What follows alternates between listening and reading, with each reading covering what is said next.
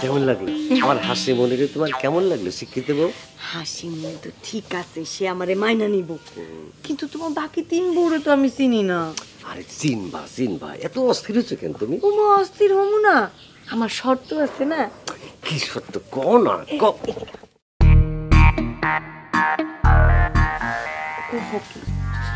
মানুষ যে তোমার সুধী মহাজন বইলা জানে, এটা আমার শুনতে ভালো লাগে না।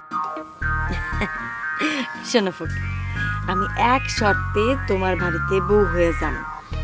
সন্ধ্যার পর বাড়িতে আমি গণশিক্ষা কার্যক্রম শুরু করবো। বেহাত হাতে নিয়া তোমার প্রত্যেকটা বউরে লেখাপড়া শিখাবো, শিক্ষিত বানাবো। আর তোমার যেই বউ আমার কথা শুনবো না বা মন দিয়ে লেখাপড়া করবো না, তারে কিন্তু তুমি নগদ তালাক দিয়ে দিবা। এক সেকেন্ডও দেরি করুম না, নগদে তালাক দিয়ে দেবো।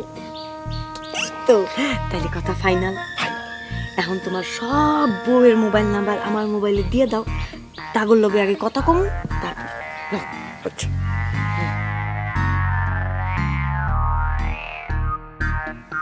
এইটা হলো রোজিনার,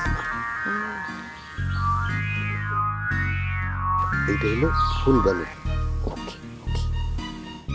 আর এইটা হইলো খুকির। ঠিক আছে, কালকা তুমি নাও পাঠাইবা আমাগো বাড়ির ঘাটে, আমি বউ সাইজা তোমার নাওয়ের লাইগা অপেক্ষা করে বসে থাকবো। ঠিক আছে, আমি আইসা তোমারে আর হাসি মনিরে তুলমু, তারপর বাকি গো।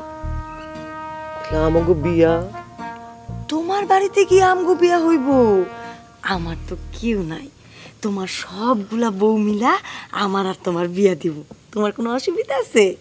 না, কি অসুবিধা? অসুবিধা হবে কি লিয়া? তাহলে আমি যাই, জান যাইব যাই।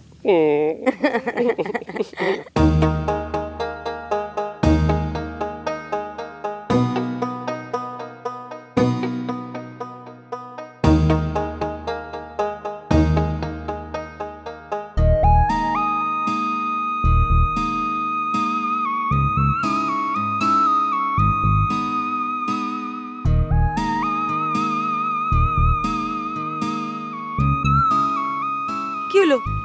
নাও ছাড়ো। তোমার আবার কি হলো? তুমি কি হাসাই লুৎফা ফকিরের বিয়ে করবা? না কইরা তো উপায় নাই, লুৎফা ফকিরে বিয়া না করলে তো জেল হাজত খাটা লাগবো। আও আও, না চলো চলো।